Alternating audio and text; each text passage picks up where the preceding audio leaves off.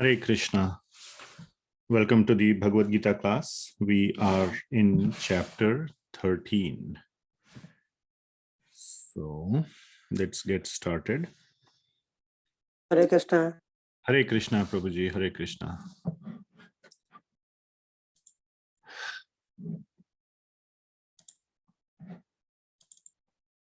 Okay.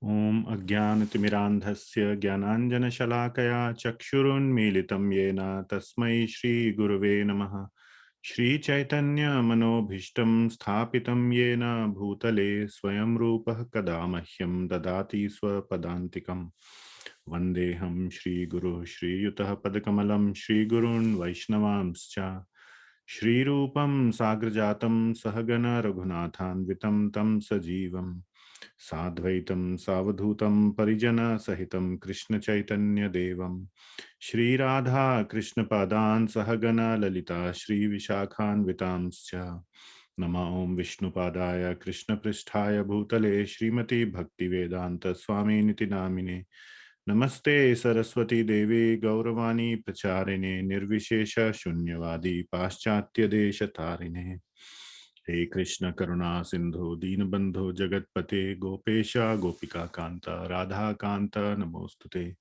Tapta Kanchana Gaurangi Radhe Vrindavaneshwari Vrishabhanu Sute Devi Pranamami Hari Priye Vanchakalpatarubhyascha Kripa Sindhubhya Evacha Patitanam Pavanebhyo Vaishnavebhyo Namo Namaha Jaya Shri Krishna Chaitanya Prabhu Nityananda Shri Advaita Gadadhara Shrivas Adi Gaura Bhakta Vrinda Hare Krishna Krishna Krishna Hare Hare Hare Ram Ram Ram Hare Hare. Srila Prabhupada ki jai. Okay, we will resume our discussion of chapter 13. So I will quickly share this.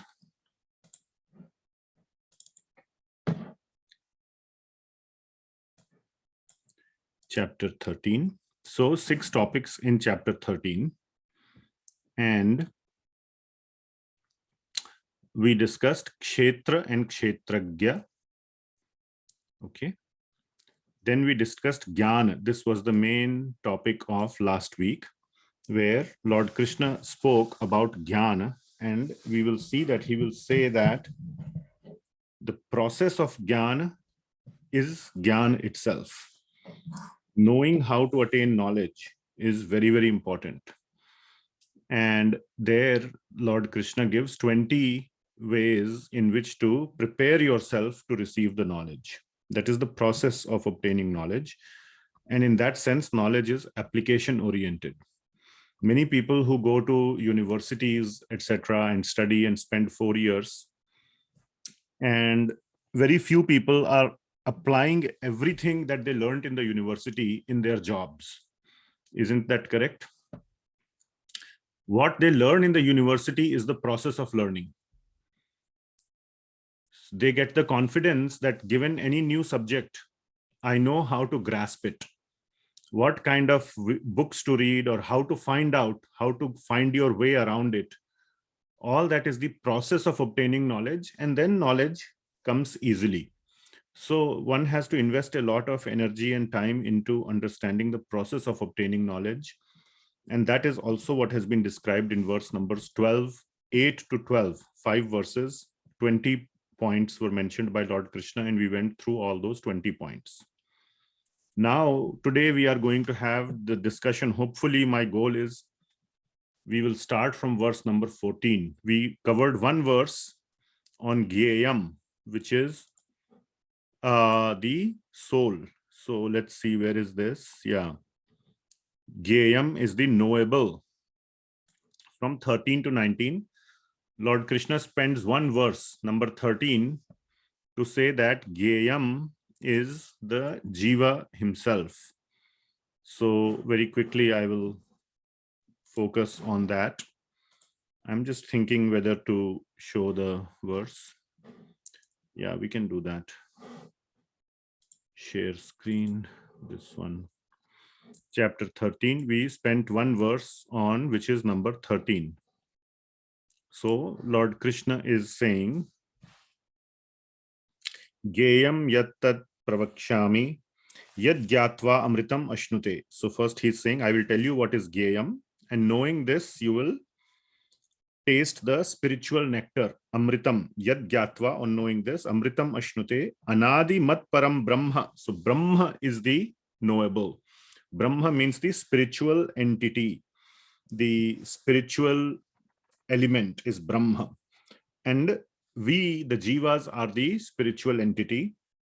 So that is two things about it. It is anadi, it is beginningless. There is no beginning of it. And it is mat param, it is subordinate to me. So this living entity, or this of which is of the Brahma nature, of the spiritual nature, is always subordinate to me. This is very important point. You can never become God.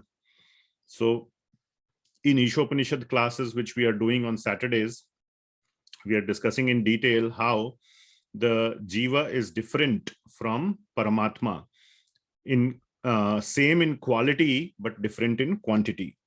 So mat para, in that sense, the jiva is subordinate to Bhagawan because it is vastly, it is infinitesimal, very tiny in quantity.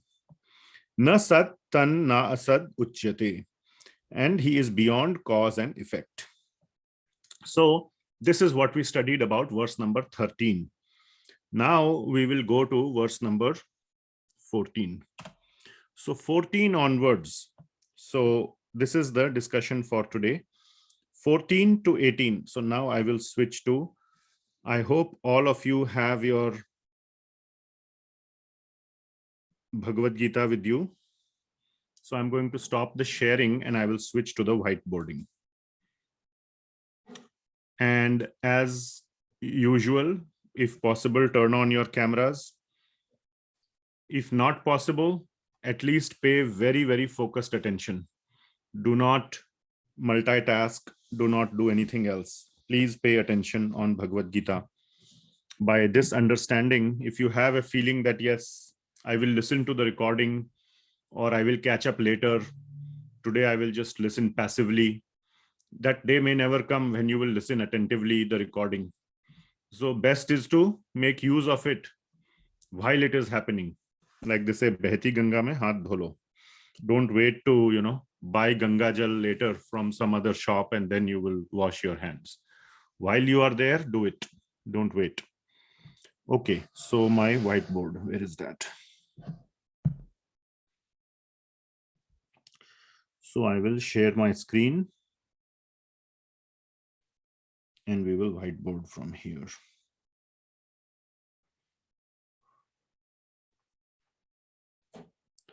All right. You all can see iPad.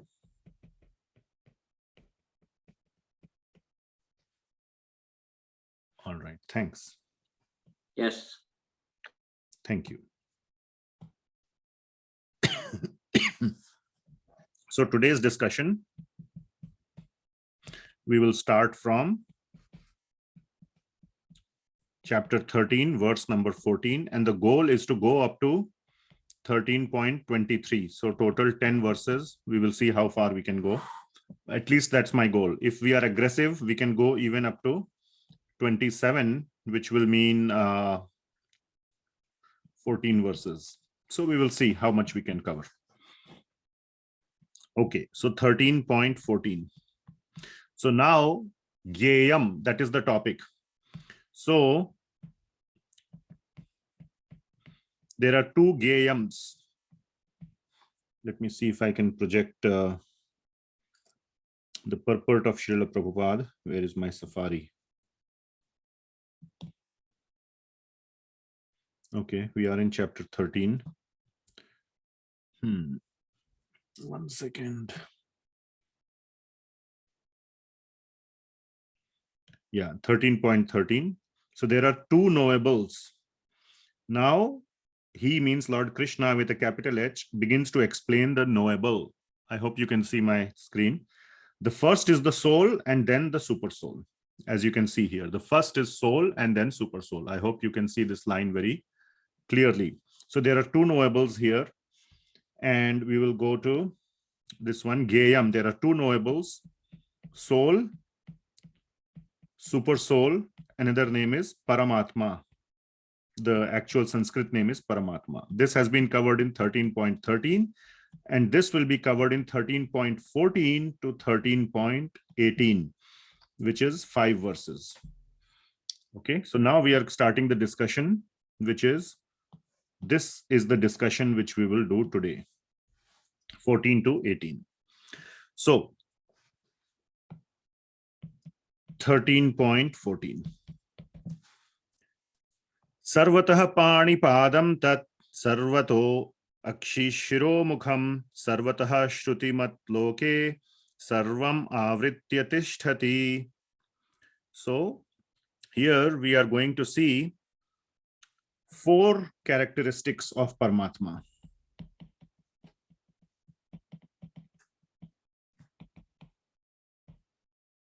Okay, total in these 5 verses, these are 5 verses, we will see 24 characteristics of Paramatma. All right. So in this verse, we are covering 4 of them. So through these 24 different characteristics, we will understand who is Paramatma. Okay. So 4 characteristics are, number 1, sarvatra, sorry, not sarvatra, sarvatah pani padam tat. So pani and padam means hands and legs. Sarvatah means everywhere. So everywhere is what? Are his or Paramatma's, his means Paramatma, hands and legs. So he is basically, the main point that is being covered is that Paramatma is omniscient. So in all these 4 points, 1, 2, 3, and 4, which we will cover, the main point is that Paramatma is omniscient. Omniscient. I don't know the correct spelling, something like this, which basically means he is all-knowing. He knows everything. And how he knows everything? By being everywhere. That is the point. Are you following? So what I have written here on the side is most important part of this verse. That Paramatma is omniscient means he knows everything. How he knows everything? By being everywhere. Imagine if you had a security camera everywhere. Then he would know, or whoever is the, the controller of all those security cameras would know everything. Just a, small example. So that is what is being said here. Everywhere are his hands and legs. He is everywhere. We will see more things. Sarvato akshi shiro mukham. So sarvato means everywhere are his what? Akshi. Akshi means aankhein, eyes. Shiro, head. And mukham, face. So basically he is everywhere. He is okay. Sarvatah shrutimat loke. Everywhere are his ears. So to see and perceive everything, at least as far as we understand, we talk about eyes and ears. We always see, keep your eyes and ears open, isn't it? So that is what is being mentioned here. Sarvatah shrutimat loke. Sarvam avritya tishtati. And basically the last line is saying that he is everywhere. Or tishtati means to sit down or to exist. So we can say he is sitting, or the correct meaning is he is present everywhere. Okay, so that is the point.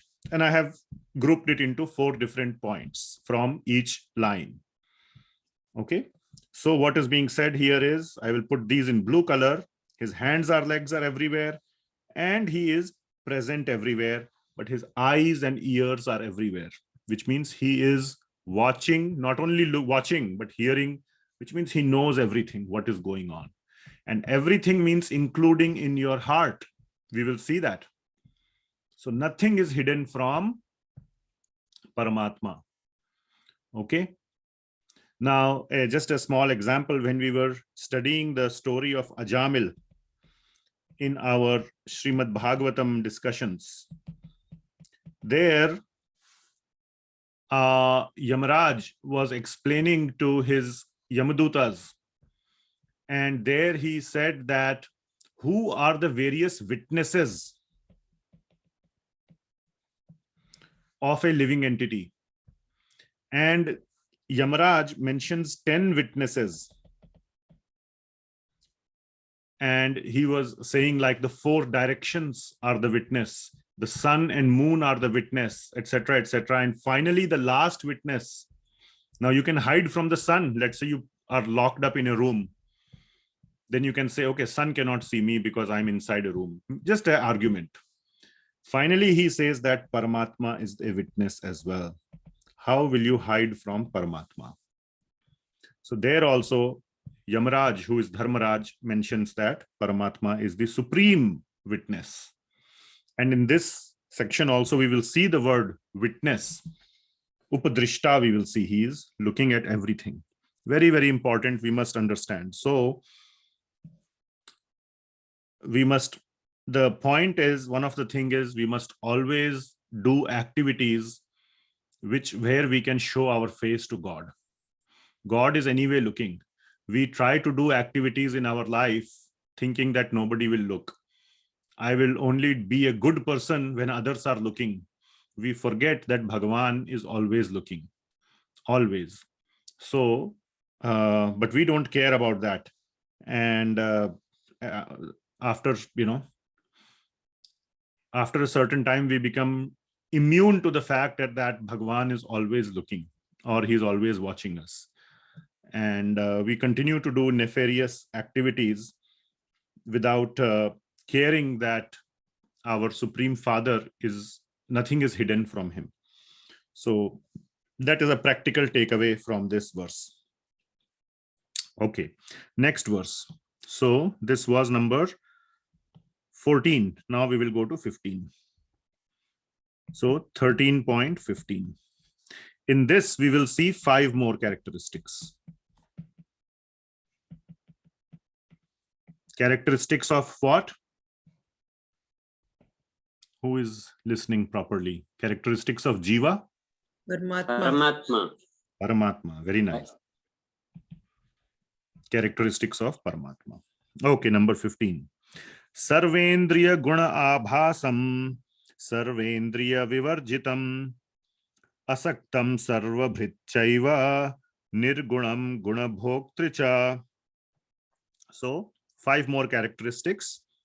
Sarvendriya guna abhasam, which means that abhas means to be aware of. Okay, so he is aware of all our senses. So I will just use the word he, and here also in the Sanskrit, Lord Krishna is using the word tat. Tat means he many times. Anyway, so Sarvendriya guna abhasam, he is aware of all our material senses. Senses means sarva indriya. Who can tell me where is the word material coming from? I have added this word material. Who can tell me?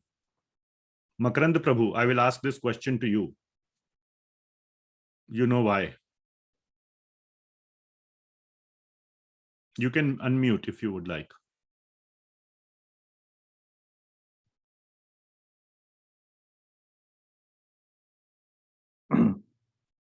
I cannot hear you. Sorry, I'm just thinking. It's right there. Yeah, he's aware of all our material senses. It is mentioned Sarvendriyam Vivarjitam. That is different line. I'm talking about the first line. Sarvendriya guna abhasam. Gunabhasam. Because these three gunas are controlling all the material senses. Very nice. That's exactly the answer. Thank you. You can mute. So material is coming from guna. Guna means material. So you can see here in the purport, where is Safari? Number 15. So 13, 14, and 15. What's happening? Somewhere it says guna means material. Yeah. Guna means material modes. Can you see? So guna is material modes. So these senses, our senses, we have 6 jnanendriyas and 5 karmendriyas. 5 jnanendriyas, but the mind is also a jnanendriya, and then there are karmendriyas, etc. So all these senses are controlled by the material modes, and therefore they are material. So sarvendriya guna abhasam, that's point number 1. Okay, he is aware of all our senses. Or another way to understand it is that he is providing the energy to our, he is the energy behind our material senses. Second one, sarvendriya vivarjitam, which means that he is himself not material. Sarvendriya vivarjitam means he's detached from the senses. So vivarjita means detached. So he is detached from the senses, which means, and these senses, as per the previous line, these senses are material, which means that therefore he is non-material. The Paramatma is not material. That's the derivation from this understanding. Then the third one is he asaktam sarvabhrit chaiva. So he is the maintainer of everything. He maintains everyone, but without attachment. Asaktam, not out of attachment. And of course, the devotees of Bhagawan are not in this category. These are all the living entities to whom he is neutral. And the fourth one is that nirgunam, another important word, he is without material senses. Just like, kindly mute yourself. He is just like in the first line, it was written, Sarvendriya guna abhasam. So he is aware of the material senses, but he himself is nirguna, which means he is without material senses. So the same meaning of the word guna is being used, material senses or material qualities, not senses, qualities. Guna means material qualities or material modes. So he is without any material modes. Material modes are the source of material senses. So he is without any material modes. He is nirguna.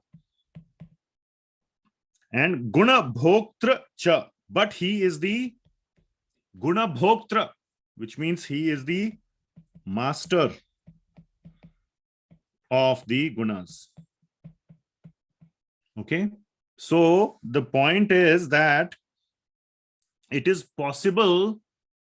Many people get confused here. Now, this is little theoretical. We will still go through the 13th chapter nicely, carefully. I don't want to skip just because it is theoretical. But many people find it very theoretical. They will say, come to the bhakti aspect very quickly. Why are you spending so much time in all this technical stuff? But this is Bhagavad Gita. Bhagawan has spoken it for a reason. So just if you are, I am also very, sometimes I feel 13th chapter is just too much technical. But please, relish this. These are just words coming from the mouth of Bhagawan. Who knows? Someday these very words will save you. Who knows? So it's better to understand all the topics. Okay. one time, I forget, was some Nobel laureate. He was mentioning that there was one class in his college or in his university when he was doing, it was so boring. And the Nobel Prize later that he got was in the same, same field or the same subfield of whose class he found so boring. So, you never know which part of Bhagavad Gita will save you one day. Okay. Anyway, so he is Guna Bhoktra, which means he is the master of the gunas, which means that, not it means, but this is a point where many people get stuck, that he is without material modes. Okay, but how can he be the master of the material modes? So it is possible. From 4 and 5, we can see it is possible. What? That he is himself not material, but he is the master of the material.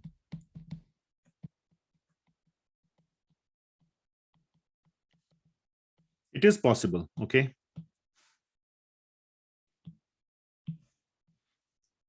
It is possible.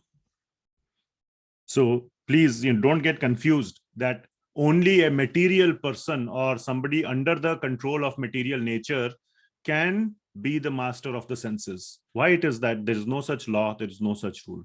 And 4 and 5 are saying that nirguna guna bhoktra cha. Okay, so there are 5 more characteristics here. All right, now we will go to the next one, 13.16. So in 16th verse, we will see 4 more. Okay, what are these 4? Bahirantascha bhutanam acharam charameva cha sukshmatvat tad avigyeyam durastham chantike chatat. So what are the things? Bahir antascha bhutanam. So he is bahir, means bahar. Antascha means he is inside. Bhutanam, of all living entities. So again, those who are attending Ishopanishad classes will relish this part, this commonality from Bhagavad Gita and Ishopanishad. Obviously, it's not a coincidence that they are common. They are all the spiritual truth, so they have to be the same. It's not like, oh wow, it happens to be the same. No, it must be the same. This is called ekavakyata of the Shastra. The Shastra will never say contradictory things. So the Shastras are always consistent with each other, whether it is Bhagavad Gita, Ishopanishad, Srimad Bhagavatam, etc. So Bahirantascha Bhutanam. So he is inside and outside of all living entities. Point number 2. And of the living entities who are acharam charam evacha, of the moving plus non-moving. So that is one point. Okay, moving and non-moving living entities, which means animals and plants and everybody who is moving and non-moving. Sukshmatvat, next point, sukshma, which means he is subtle. Okay, what it means, he is subtle. It is sukshma, means tad avigyeyam. Avigyeyam, he cannot be understood, or the better word is realized, by material senses. This by material senses is, I have put it in bracket, it is not there here.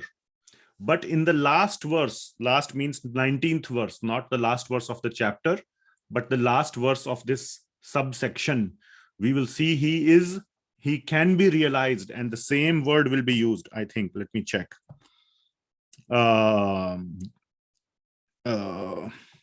Vidyaya, yes, same word is used in the 19th verse, that he can be known only by bhakti. But wait till we get there. Very nice connection Lord Krishna will make. So right now, he cannot be understood or realized by material senses. clearly Bhagavan is saying avigyeyam. And this also proves, or it clearly, there is no doubt here that how much ever scientists, we as scientists try through, because what are scientists doing? They are trying to discover reality or what is the nature through material senses. So everything in science has to be observed. Science is all about observations, experiments. Everything has to be corroborated by or substantiated by experimental results. If experiment disagrees with the theory, which one do you discard? The experimental data or the theory? Scientists? Theory. Exactly, you discard the theory. Now, some cheating scientists, they will discard the data and manufacture their own data to match the theory so that they can get a prize. But a honest scientist will discard the theory and find a new theory which fits the data. All right. So here Bhagavan is saying you cannot understand. Another meaning of this is observe. You cannot observe. There's nothing that you can do. No, you cannot do any science experiment to detect the presence of Paramatma. So Bhagavan is not interested in proving his own existence by science. That is not his goal. So he is right away saying he is avigyeyam. And the fourth one is durastham cha antike chatat. He is far. Dura, he is far away. And cha antike. Antike means near and near. To everyone. I will just add it for the sake of completeness. So we have four more. All right. So I'm just going verse by verse, showing you what Bhagavan Krishna is saying about Paramatma and putting it in a sort of a bulletized or numbered list. That's what we are doing. So he is durastham, he's very far away. Now these are all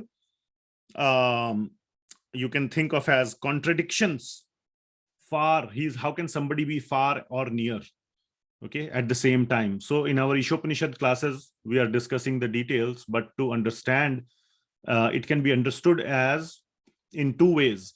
One way is that it is a paradox. It is not a contradiction. Paradox means it has a resolution. We may not know the resolution.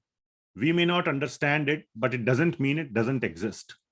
We may not be able to understand it today. We may not be able to know it today, but a clear resolution exists. That is a paradox, or you can call it a apparent contradiction. Contradiction means it is contradictory. You cannot have it. There is no resolution. Okay. So these are everything in the Shastra that appears contradictory or that sounds contradictory is an apparent contradiction, is a paradox. And the answer to dure cha antike cha, or he's far away and he is near, or he's inside and he is outside. The resolution is that as Paramatma, he is near. Paramatma is in our heart. We will see that in the, I think in the very next verse, where Bhagavan Krishna says in the 18th verse, we will say Hridi Sarvasya Vishthitam. So he is sitting, or he is situated in the Hridi, in the heart. So he's very near. Heart is near to you, right? Somewhere, in your, within your whatever body. But he is very far as Bhagavan. As Bhagavan, he is in Vaikuntha Lok. So in that sense, he is far and near. So that is the understanding. Okay.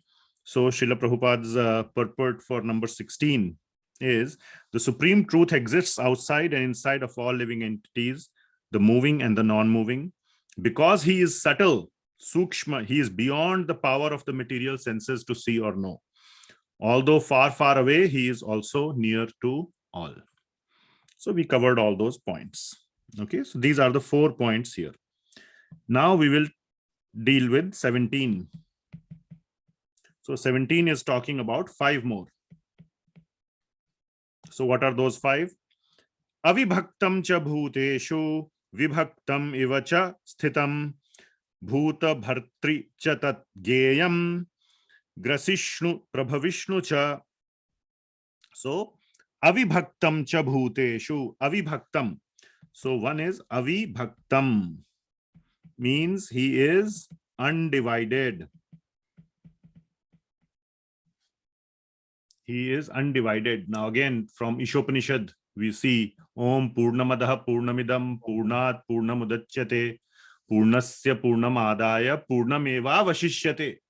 That if you take out, it is not like from Bhagawan and Paramatma, he is in every living entity. So because he is divided, it's not like he's getting smaller and smaller.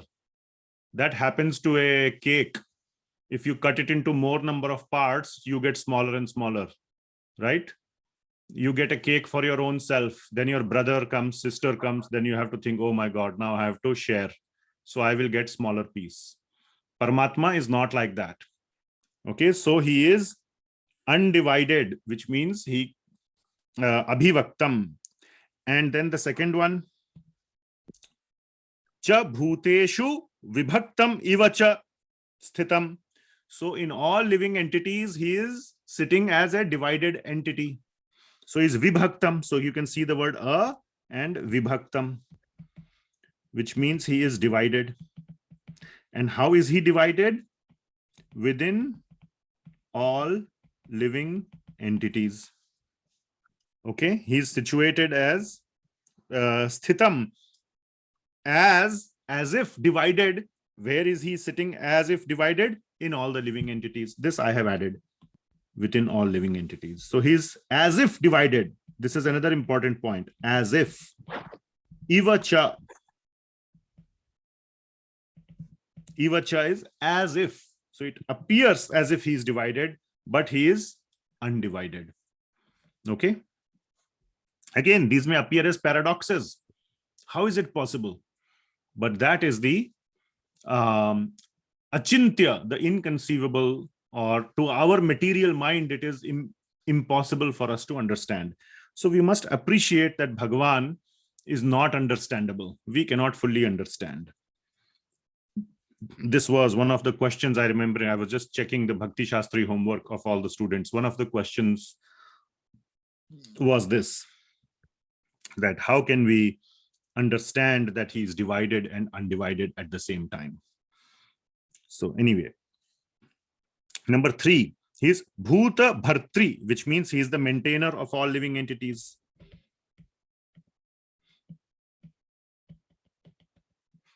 Okay, we will speed up. Number 4, he is jyeyam. Again, right here it is said he is the knowable. Knowable, knowable. Bhuta Bhartri Chatat jyeyam. And the 5th one, he is Grasishnu Prabhavishnu cha. He is the creator and destroyer.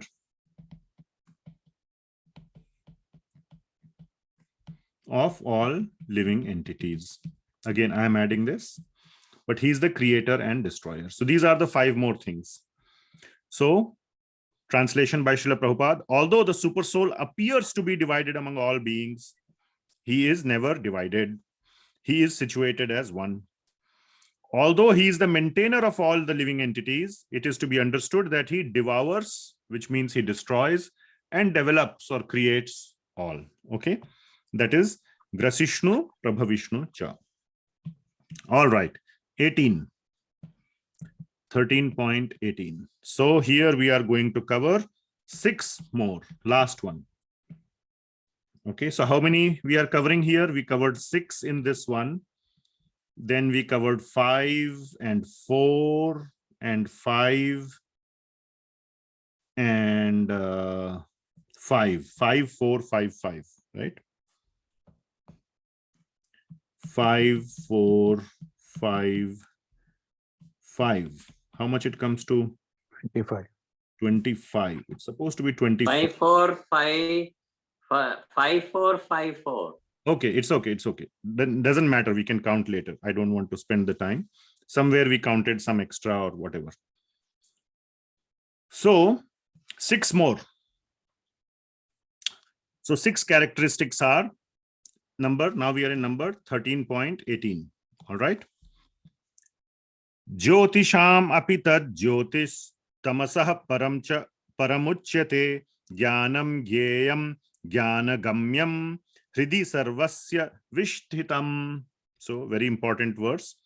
So the first line is, or the first point is, he is Jyotisham api tat jyotis. So he is the jyoti, he is the light of everything that is illuminated. Jyotisham. Jyotisham means everything that is giving light. So he is light of everything that is illuminated.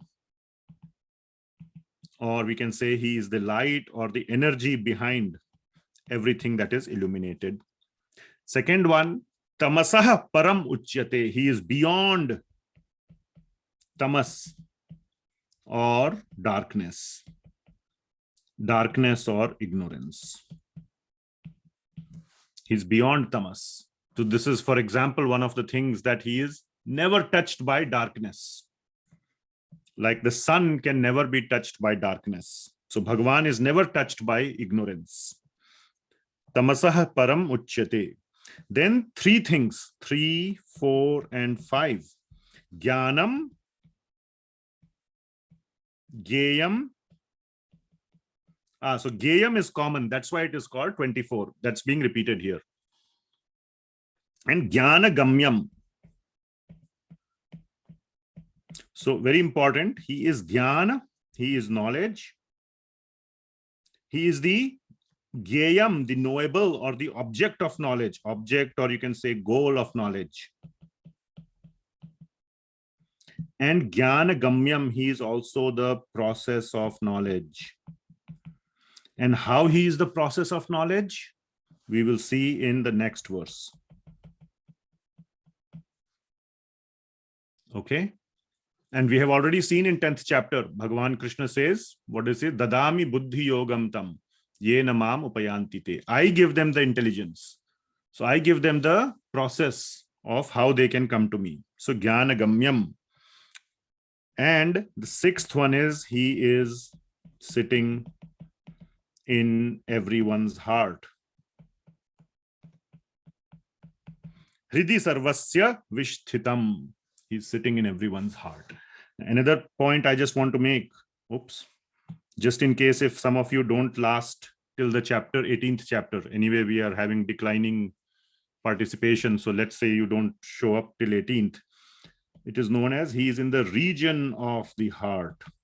He's not in the heart. Some people say, okay, if we have a heart transplant, then do we get new Paramatma? Kind of a foolish question, but still, Bhagavan had predicted that somebody will ask this question. That's why he says this very nice verse in 18th chapter, you will see. 18th chapter, 61st verse. Again, the same thing, similar thing Bhagavan is saying, that Ishvaraha sarva bhutanam hriddeshe Arjuna tisthati.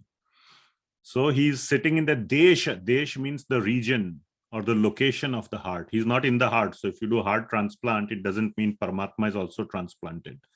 Hriddeshe, he's in the location of the heart.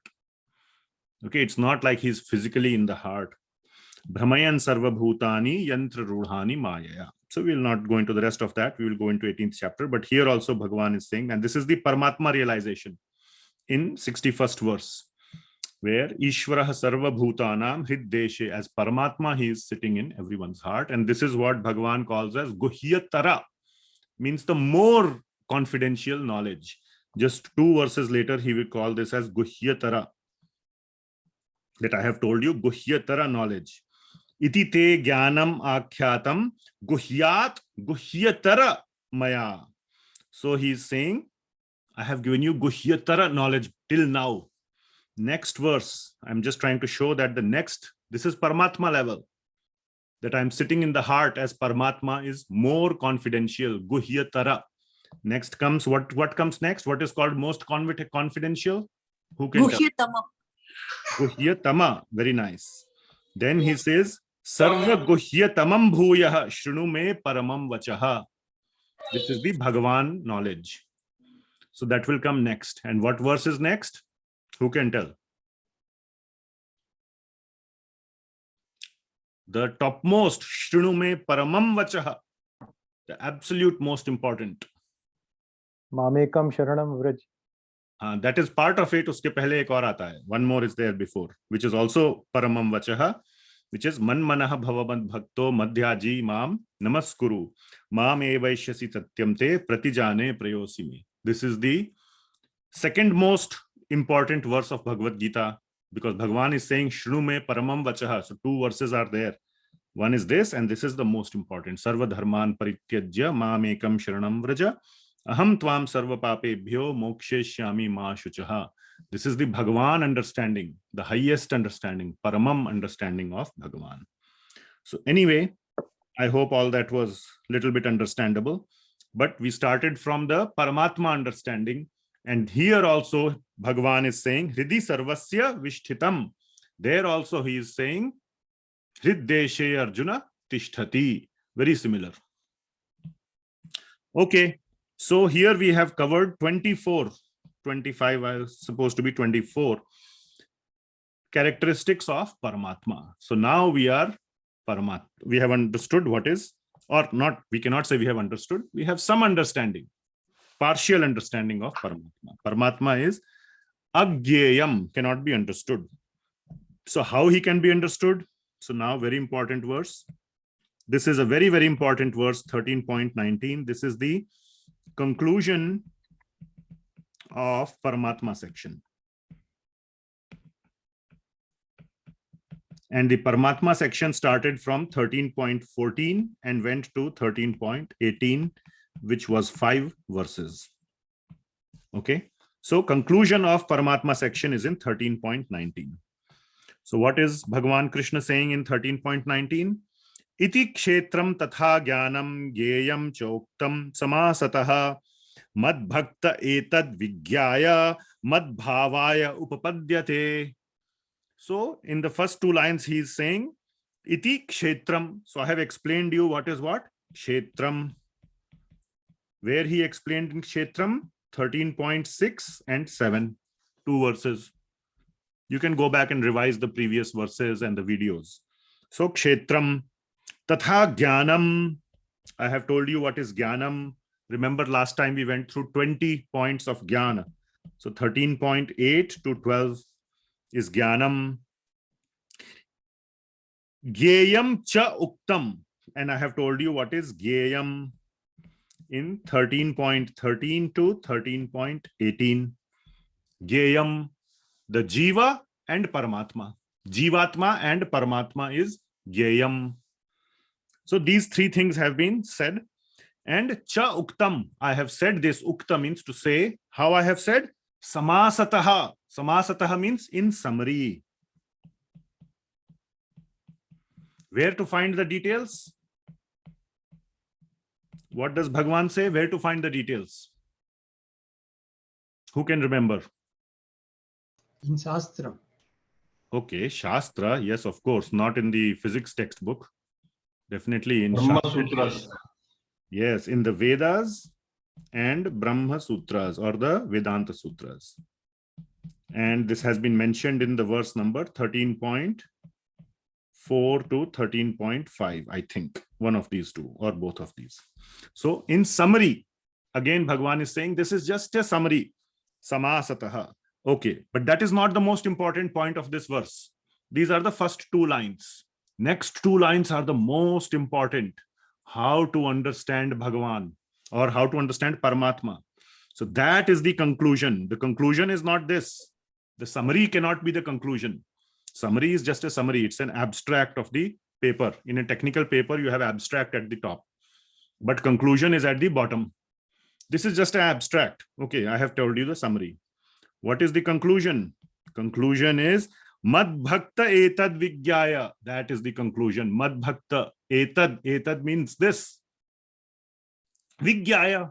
Just now he said avigyam. But Mad bhakta, my devotee can understand. My devotee can understand. Understand what? Etad. Etad means all this. All this means what? All this stuff. All this. This is the all this. All this my devotee can understand what I have told in summary. Mad bhavaya upapadyate. And like this, he comes to me. He attains my nature. Mad bhavaya. What does it mean? Attains my nature. It doesn't mean he merges into me. That's not the meaning. Okay. Mat bhavaya means attains my nature. What is Bhagawan's nature? My nature. Mat bhavaya. Mat bhava. My nature. My nature. What is Bhagawan's nature? All spiritual. Spiritual. And zero material. That is Bhagavan's nature, all spiritual and no material. Today, what are we? Today, we All are material. what? No, All no, material. no, Most material. not all material. We are spiritual, covered by material. That's what we are. So it means that this material thing will go away and we will become all spiritual. That is the bhava, mad bhava. Only the spiritual. This is called moksha or liberation. When the body is, the conception of body is gone. When you are detached or disentangled from the material nature.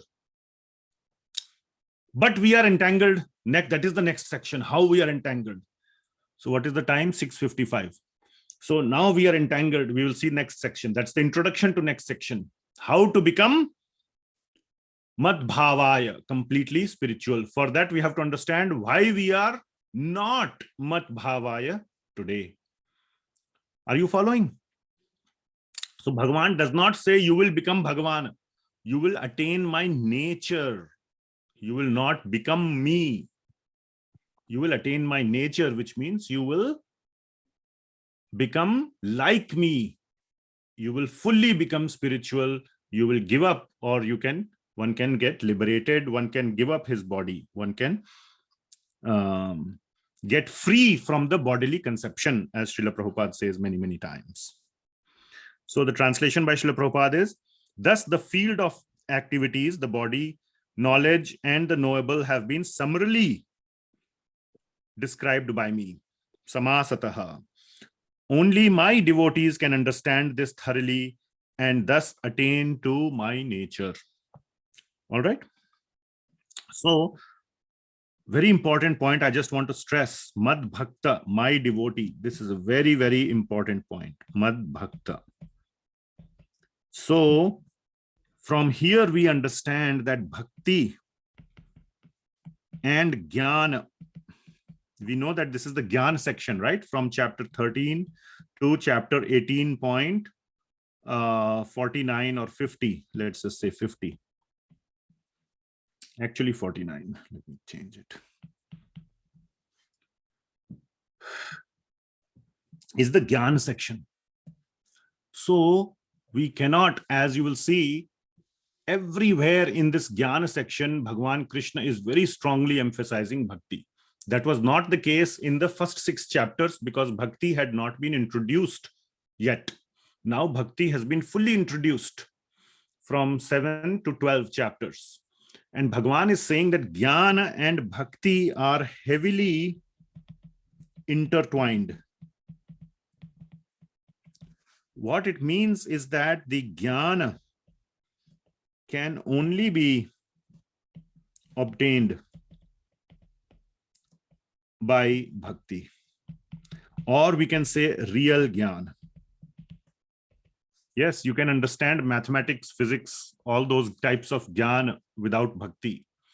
And even higher jnana can also be understood. But the full or the real jnana will only come through bhakti. That's why that 7.19 is very important. Bahunam janmanamante jnanavan mam prapadyate. So all these jnanis, jnanavan, like we say, whatever van means dhanvan, we will say one with a lot of dhan or wealthy. Similarly, gyanavan means one who is lot of gyani, lot of gyan. So gyanavan mam prapadyate, after how many lifetimes? Bahunam janmanamante. So ultimately they attain real gyan. What is that? Vasudeva sarvamiti. That Vasudeva is everything. Otherwise, the gyan, the process of jnana or material process of jnana,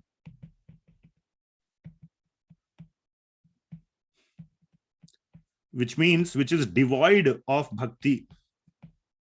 What is it? Let us just quickly look at it, which is devoid of bhakti. What are some of its characteristics? How do think about it? How do professors think? How do all these people who are, so to say, very intelligent, discovering new theories and getting all these prizes, all this, how do they think? They think, I will discover, or some people say invent something wonderful, they will say. What is the focus in this sentence? The focus of this sentence is the I. I will discover. And by chance, if somebody else discovers it, what is their priority then? I downgrade will it. prove you Wrong. Somehow, if I can find a flaw in his thing, somehow, I mean, of course, you can say it is in the spirit of, Competitiveness. not competitiveness, but pursuit for the truth. Maybe he was wrong. So therefore, we do peer reviews of journal articles. Peer review is very important. We say, my paper was published in a peer-reviewed journal. In a way, it is saying that nobody could find a flaw with it. That's what you are saying. Essentially, peer-reviewed, which means they peer. I'm dramatizing it a little bit, but the focus is also on I. In very, very advanced scenarios, there is this thing going on too much. Oh, when two researchers are progressing in the same direction, and then there is such a cutthroat competition between them. Some very, very, nasty examples like Newton and Leibniz, you might have heard. There is this huge, till today there is huge, of course they are both dead for 200, 300 years. 300, Newton died in 1727. So another 5 years, they will celebrate 300th death anniversary of Mr. Sir Isaac Newton, arguably the greatest scientist of our time.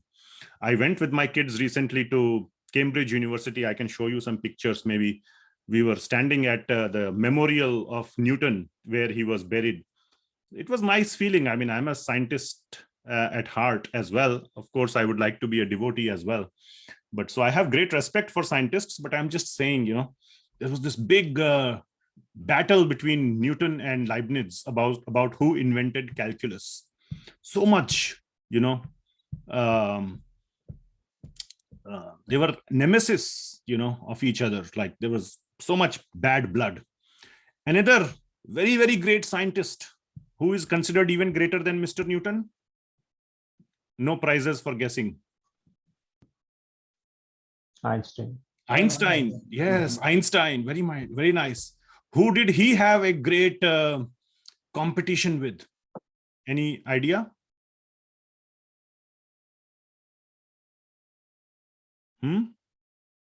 This Englishman who was crippled. I don't know about the crippleness or his Englishmanness. Maybe you are right. But his name was Stephen Hawking.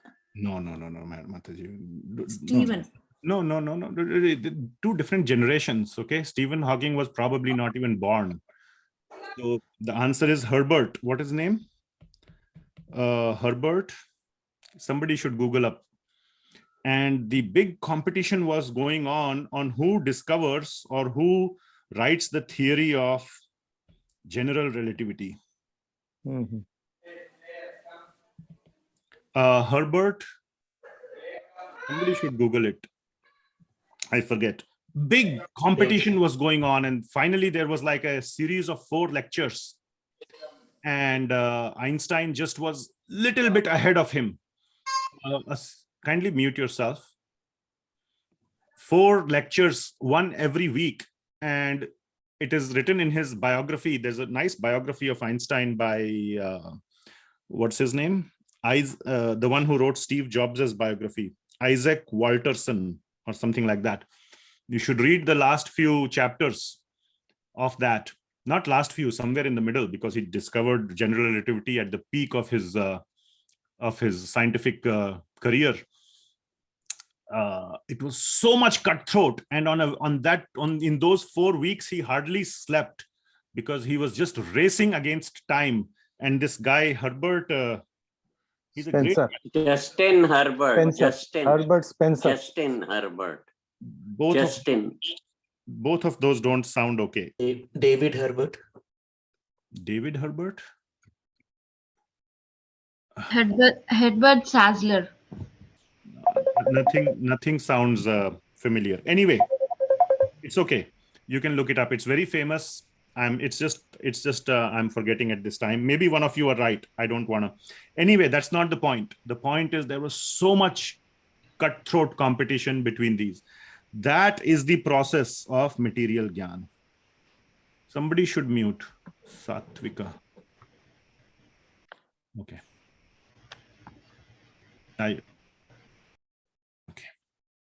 So that is the process of material jnana. I gave the 2 topmost scientists known in modern history, Newton and Einstein. And both of them had this. So that is not how a devotee is. Devotee does not have those qualities. That is the process of material jnana, but to get real jnana can only be obtained by bhakti. And in chapter 12, we can see the qualities. It's not just that the bhakta is doing his Hare Krishna Mahamantra Japa and then is being a jerk. He's being a bad person with his friends, with his, other people, colleagues. A bhakta is a thorough gentleman.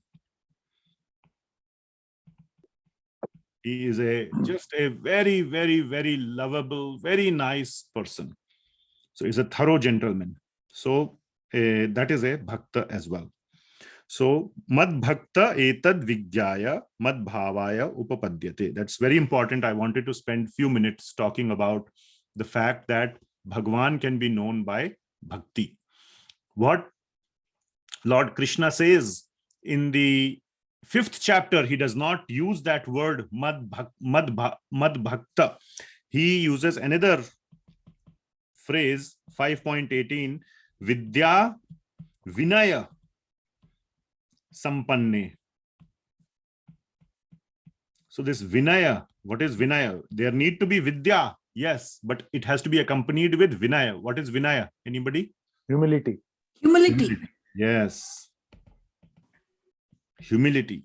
Vidya vinaya sampanne. A panditaha samadarshinaha. Vidya vinaya sampanne brahmane gavi hastini shuni chaiva swapakecha. Panditaha this pandita who can see everybody as equal. Gavi, Hastini, Shuni, Shwapake, all these people he sees as equal, Brahmana. And such a person is sampanna, is endowed with 2 things, Vidya plus Vinaya. And now we are replacing this Vinaya with Mad Bhakta. And Vidya is Jnana. So there have to be both. This is a deadly combination. Now, deadly combination sounds very much like competitive spirit. So again, we don't want to introduce competitiveness into this. Passion, deadly. None of those things are good descriptions, but jnana and humility, and most importantly, devotion to Bhagawan. Without that, jnana cannot come. Okay, so now enough on that. The other point was that mad bhava. So mad bhavaya upapadyate. Now what is preventing this real knowledge from appearing in one's heart? What is keeping us in our material situation? So that is the question that will be answered. So what is keeping us in our material situation? That is the big question. And this also corresponds to the pair number 1 of Arjuna's question. What was pair number 1? Purusha and Prakriti.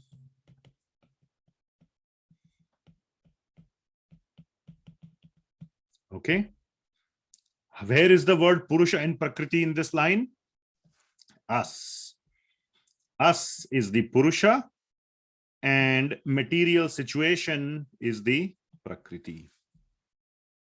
So when we understand Purusha and Prakriti, we can understand how Purusha is always entangled in Prakriti. Isn't that our situation? We are all Purusha. Now don't say I am Nari or I am Stri. That's not the Purush we are talking about. The Purusha that we are talking about is the Jiva. Whether you are Stri or whether you are, Purusha of like male or female is not the point. Biological gender or your bodily gender is not the point. The point is you are embodied. You have a body. You are entangled in the material world. So how are we entangled in the material world? That is the Purusha or the Jiva is entangled with material nature. That is the discussion of the next 4 verses. So 4 verses. So now we are going into the next section. This is our next section.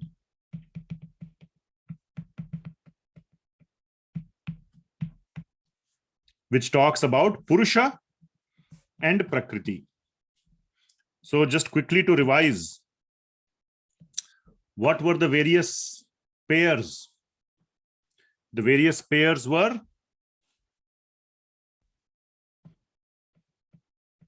that Arjuna asked about. Kshetra, Kshetragya, Please tell in order. Purusha and Prakriti. Yes.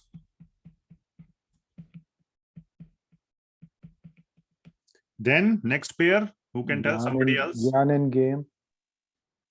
Kshetra, Kshetrajna.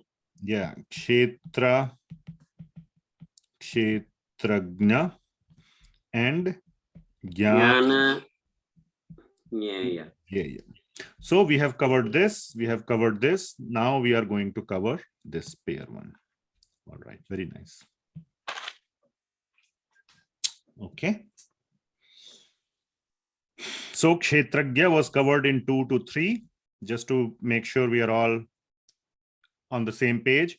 Kshetra 6 to 7, Jnana 8 to 12, and Jyeya 13 to 19. So now you can see everything is covered. 2, 3, 4, 5 is talking about the Brahma Sutras, the detailed knowledge, detailed pointer or reference pointer. So that is little bit that one. So you can see all the verses are covered. And the verse number 1 is the question. So 1,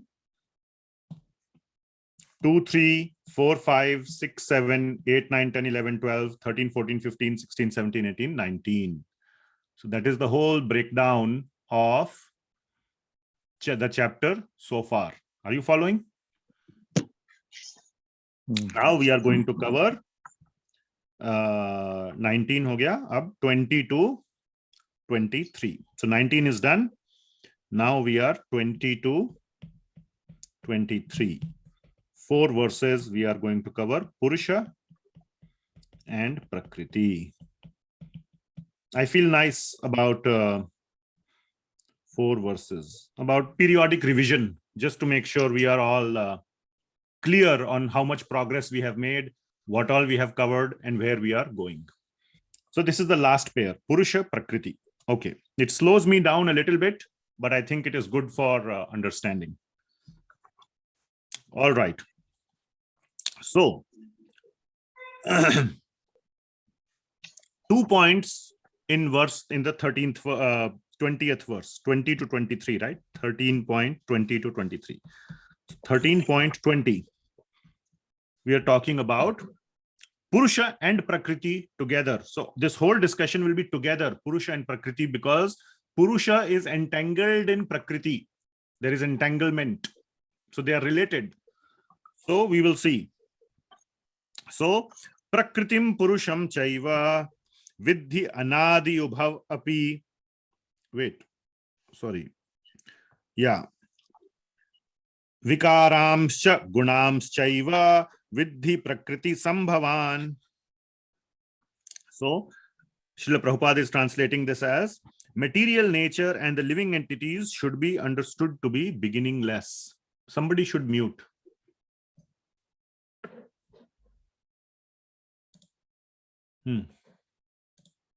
Okay. Okay. So with Vidya anadi ubhavapi. So anadi. So the one point is that both prakritim purusham chaiva. Cha means and.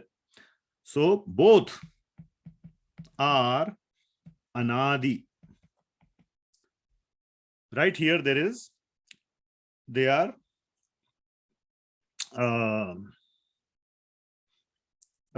Vidya anadi ubhavapi. So anadi means beginningless, which means they have no origin. They have been there from, as Srila Prabhupada says many times, present from time immemorial. Both are present from time immemorial. So material nature and the living entities should be understood to be beginningless. That is point number one. Point number two is that gunas and the gunas are material. So this is gunas are part of the Prakriti. So gunas and its transformations arise from Prakriti. Sorry, what is it?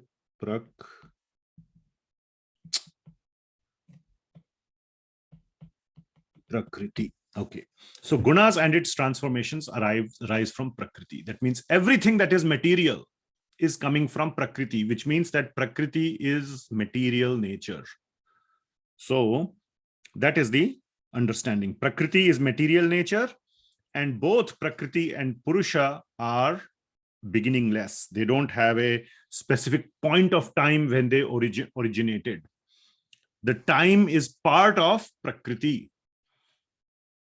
So their transformations and the modes of matter are products of material nature. So that is the point. That means we have been entangled in Prakriti from time immemorial. Okay. Then how are we entangled? Now comes that crucial question. That was the main point. Where did I say? What is keeping us in our material situation?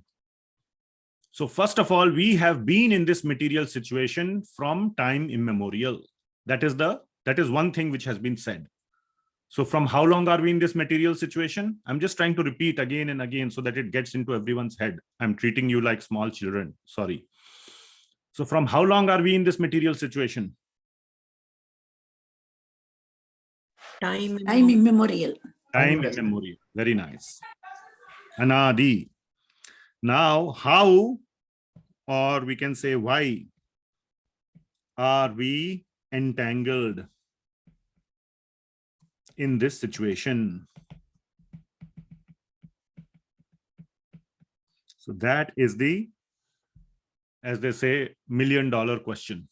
And this will be answered in two verses, 13 point, which one we covered? 20. So 21 and 22. So this is going to be answered in two verses. Please pay very careful attention. This is very, very practical verse. Very practical. How are we in this material situation?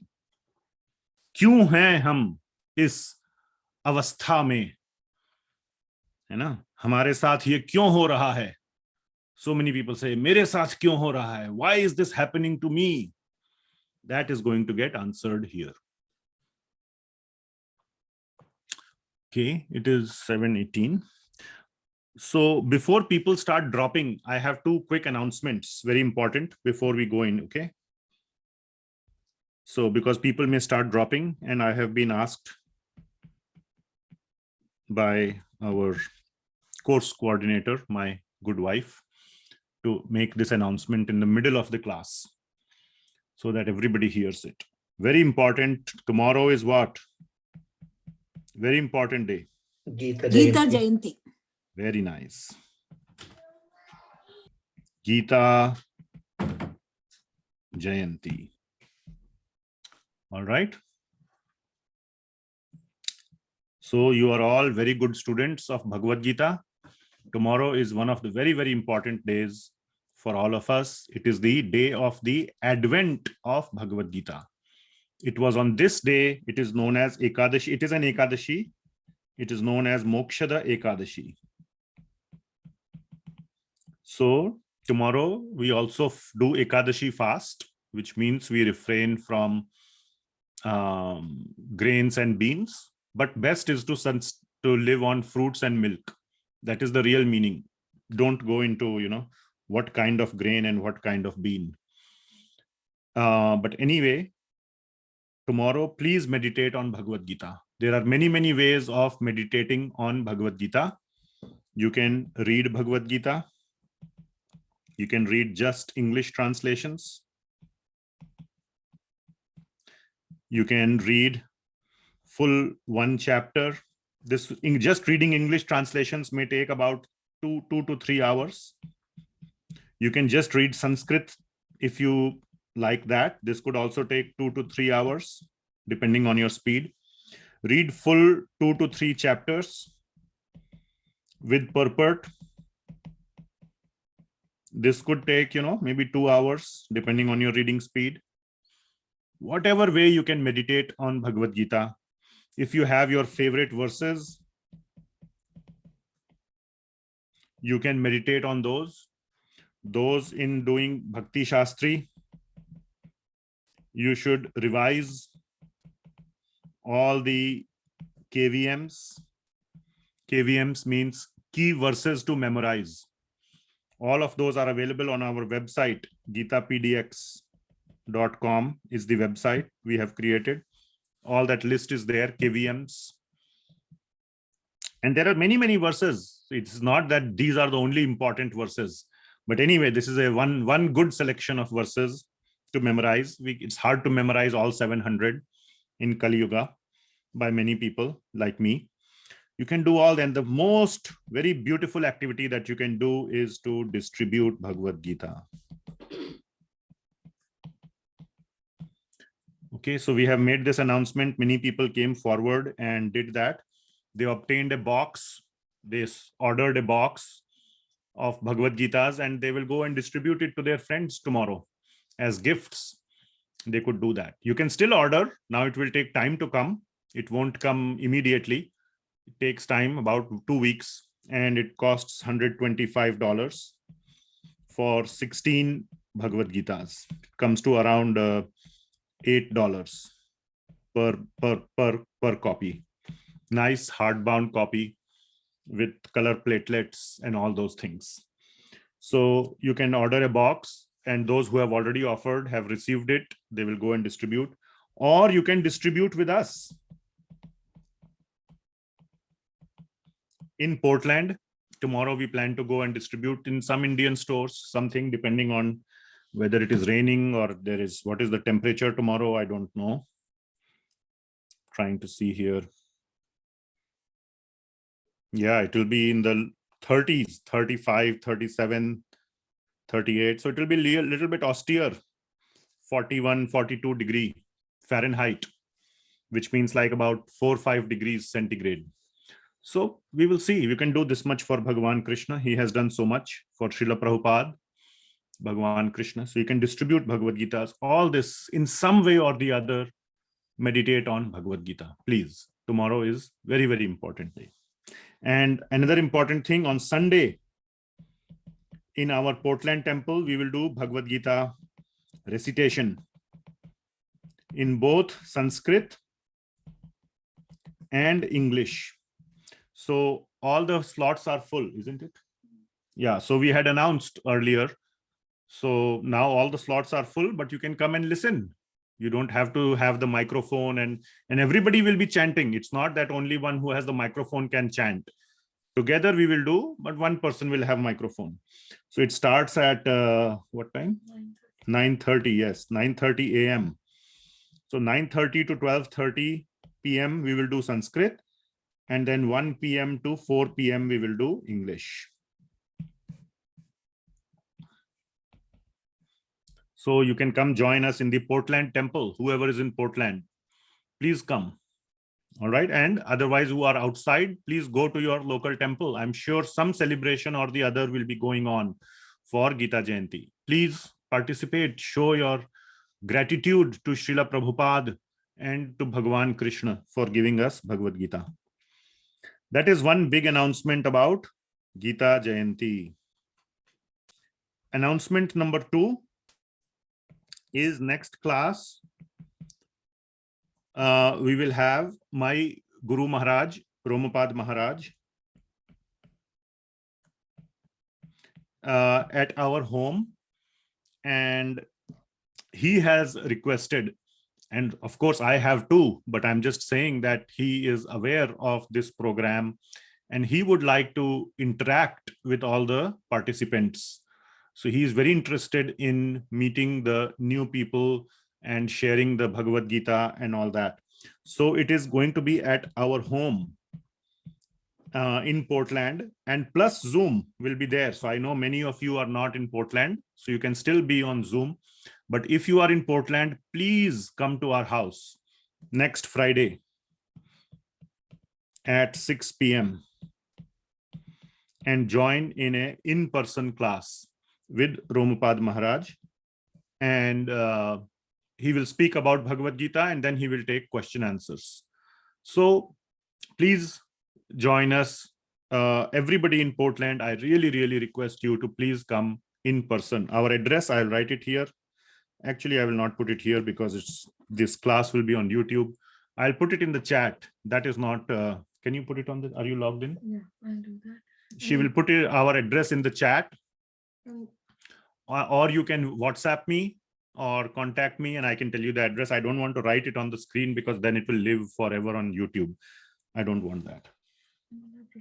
And yes, at the end, 6 to 8 will be class, and 8 p.m. onwards, we'll have prasadam. So you will not go hungry. Anything else? Yeah, so just let me know if you're coming. Yeah, please RSVP if possible. You can just show up. Nobody anyway RSVPs, but if possible RSVP, we can get some head count. But anyway, please come, even if you have not RSVP'd. Please put that address in the chat. So my wife is going to put the address, our address in the chat. Okay, so those were the announcements. Hopefully everybody heard that. Most important, Gita Jayanti tomorrow. And next week, come to our home. Okay, so now back to the Purusha and Prakriti section. Purusa Prakriti. So we spoke, both are Anadi, and gunas arise from Prakriti, basically. Now comes the question, million-dollar question. How are we, or why are we entangled in this material situation?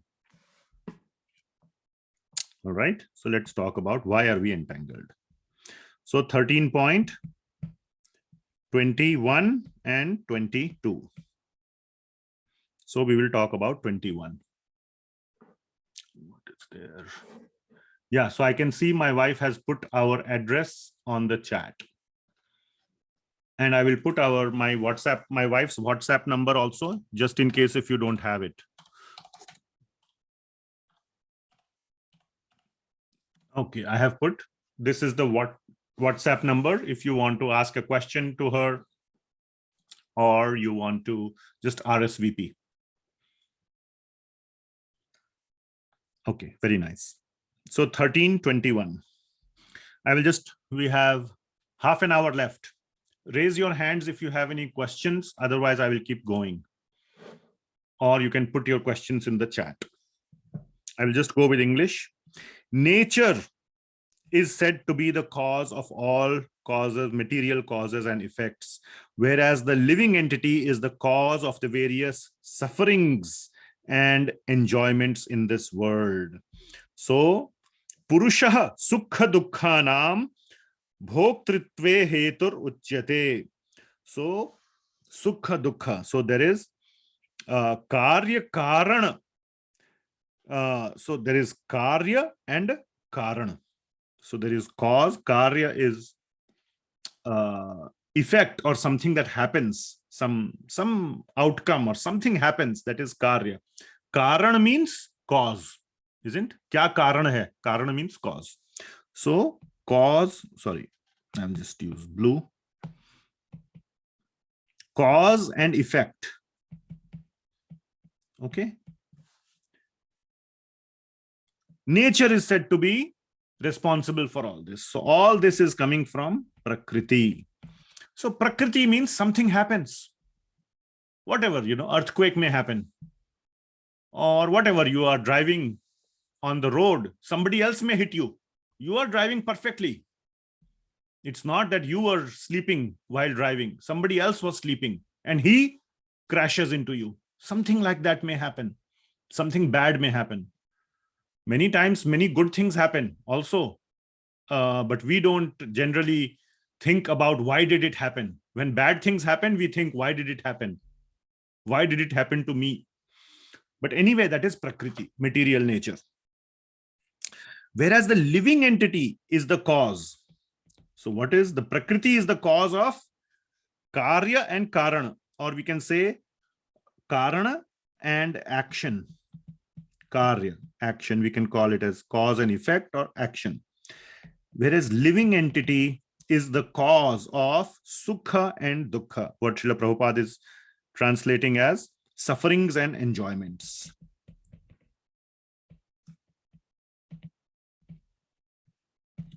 Dukkha and Sukha. So what it means is that something is happening. It's interpretation, it's internalization by us that I am suffering is our doing, is what we take away from that. The same kind of suffering may be happening to someone else, or the same kind of, the action may be happening to someone else, but he may not be suffering as much as we are, or he may be suffering more than we are. So that is up to the person. So devotees of the Lord, for example, we have so many examples of pure devotees like Pandavas. They had a lot of suffering. They went for 13 years into the forest, and so much suffering they had, or so much, I shouldn't say suffering, so much pain they had to go through. But the question is, were they suffering? No, they were not suffering, because they were always remembering Bhagawan throughout the process, or throughout, whenever there was pain, they were remembering Bhagawan, therefore there was no suffering. So the external agents can give us pain, but to suffer or not is our choice. So this is very, very, we say this in many, many, even normal material books will say that, oh, there is pain and there is suffering. Pain comes from external source, suffering comes from inside. Are you following? I see a big question mark on your face, Neetu Mataji. Is it clear or is it not clear? No, that is clear. I mean, another thought just came to mind is that Pandavas were bhakta. What about Draupadi? Was she also a bhakta? Because she was she bhakta. suffered and she was, angry of all that, and that caused, actually Mahabharata. No. So Mahabharata was not caused out of anger. It was caused because of dharma. There is a dharma. I am actually reading Mahabharata in detail these days, so I can speak little bit with some authority. Okay. After the gambling match and everything was over and the Pandavas lost everything, the agreement was, after the 13 years of Vanvas, you will get back the kingdom you had. What was the kingdom they had? Indraprastha, which is half of the kingdom, originally under the rule of the Kuru dynasty, under Pandu and then later Dhritarashtra. And then finally Dhritarashtra was, under a lot of pressure to honor the promise that the sons of his brother Pandu also needed a kingdom. So he divided his kingdom, gave the worst part, the desert, which was known as Indraprastha, to the Pandavas. They developed it into a beautiful land later on, became better than Hastinapur. Anyway, the agreement was, first they thought they will die in the Vanvas. Who can survive? So they thought, we are done. We are happy. They survived, of course, because of the protection of Bhagawan. When they came back, they said, okay. So that whole thing was not there, that, oh, because of Draupadi, the war had to happen. They said, at least give us 5 villages, we will be happy. They even declined that. Okay. So the Mahabharata war would not have happened. Now, it is also true that Bhima took 2 pratigyas. When Dushashan was taking off the clothes of Draupadi, he took a pratigya that I will tear open your breast or your chest. So I will tear open your chest. So it was anger against Dushashan. And later on, Duryodhan said she should come and sit in my lap, Draupadi. And he said, I will break your thighs. That is not Mahabharata. Okay, that was a personal pratigya that Bhim took. Okay, so we must be very clear, it was a dharma yuddha. You cannot let injustice prevail for too long. At some point of time, you have to curtail the injustice, and that is what Bhagavad Gita is all about. In fact, Arjuna at the beginning of Bhagavad Gita was saying, I don't even want 5 villages. And that's exactly what whole Bhagavad Gita is all about. That no, I want, Lord Krishna in summary or in essence, he says, I want Bhagavad Gita or Mahabharata war to happen. You are just an instrument. Didn't we study that in 11th chapter? I have already killed all these people. Are you willing to be my instrument, or shall I find somebody else to do it? Your choice. That is Mahabharata. Okay. It is not that Pandavas were suffering in their mind. Let us be very clear about that. Is that answer your question? Okay. Yes, Prabhu. Yeah. Okay. So, like we say, pain or pleasure can come from external. So the main point is pain or pleasure can come from external source. Okay. But suffering or enjoyment is internal matter. That is the main point of 13.21. Okay, 13.22. So why are we entangled? That was the question we are answering. Why are we entangled? Because we cannot understand that suffering or enjoyment is an internal matter. Whenever there is external pain, we suffer. Whenever there is external pleasure, we enjoy. We have a very one-to-one mapping. If we can convert that mapping to understand, to reverse it, how do we reverse it? That when there is pain, we are still in enjoyment because of our bhakti. Okay? We don't suffer the pain. And when there is pleasure, we are suffering. A devotee suffers because he's afraid he will forget Krishna. So that is a suffering. Too much pleasure is suffering for a devotee because he's afraid. Suffering is the fear. Fear of forgetting Krishna. Because that is what external pleasure does. And enjoyment is that it is an opportunity. When there is pain, there is opportunity to, who can fill in the blank? Who can fill in the blank? No, opportunity to connect with Lord. Yes, opportunity to remember Krishna. So if we can reverse it, then that is what a devotee does. A devotee reverses the situation. What we are doing, we are in this way. Pain means suffering, pleasure means enjoyment. All right. Okay, 13.22.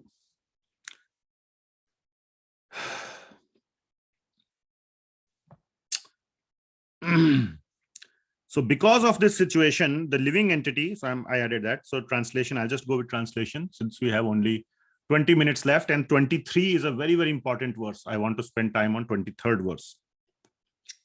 The living entity in material nature thus follows the ways of life, enjoying the three modes of nature. This is due to his association with that material nature. Thus he meets with good and evil among various species. So this is a very, very important point, that sad asad yoni janmasu in the last line D.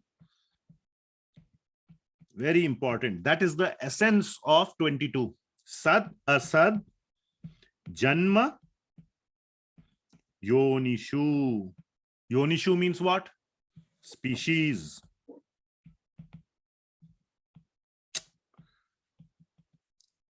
Oh, did I spell it wrong?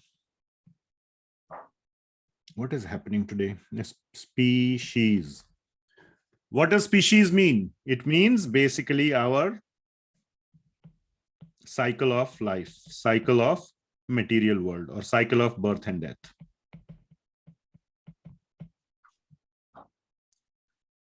Sad asad yoni, sorry, I mixed it up. Sad asad yoni janmasu. So through the various species, we keep taking birth and death, janma yonishu. Yoni janmashu. I don't know why I'm getting it wrong. Sad asad yoni janmashu. So because of that, we keep getting entangled in this material nature. The living entity in material nature thus follows the ways of life, enjoying the three modes of nature. Due to his association with that material nature, this is due to his association with that material nature. Thus he meets with good and evil among the various species. Okay. So that is the reason why we stay in the cycle of birth and death. Okay, so that is 22. So this is the reason why we are stuck in this material world. And the key point, if you have to take home, it is this, or this whole thing. Today, we are in this model: pain, suffering, pleasure, enjoyment. We should try to reverse it.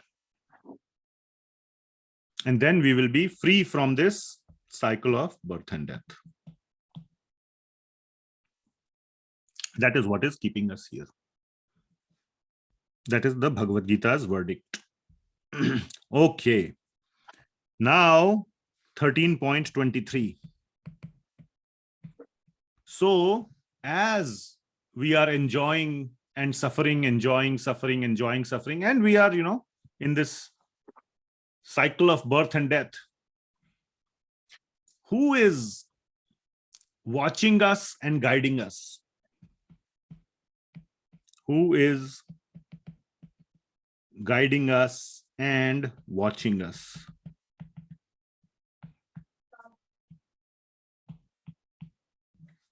And the answer is Paramatma. And here you will see the direct word Paramatma mentioned here. So this 13.23 is providing the connection between, what is this section? This pair. Who can tell me what is this pair today? What pair are we discussing? Purusa Prakriti. Very nice. So Paramatma is the connection between Purusha and Prakriti. How is he the connection? By his guidance and by his observation. He's observing us and he's providing the guidance. So he is the connection, and a deeper connection is also existing. I will not go into detail here because that's out of scope of today's discussion, of this whole discussion. And Paramatma is actually our real connection between the jivatma and Prakriti. Paramatma is our actual connection, our real connection. So, very nice example is given. Now, even if you think that you have to lift up your hand, or if I can say, can you see my hand? I think I have to lift up my thumb, right? Right now, my thumb is flat. I think I have to lift it up. Like when I say, can you see my screen? What do? You do like this.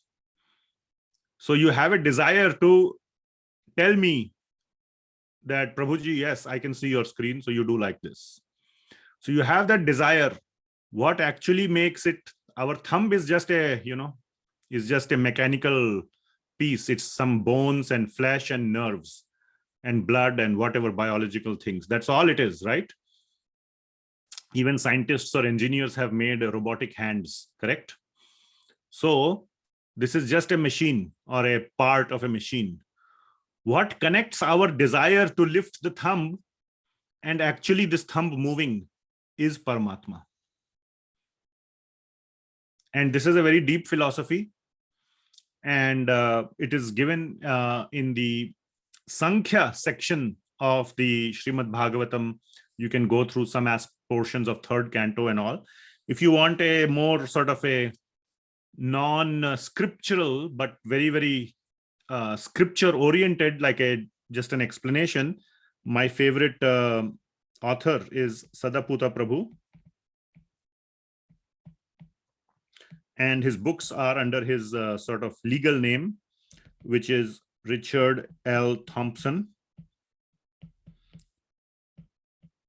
And his book is called Mechanistic and Non Mechanistic Science. It's abbreviated as MNS.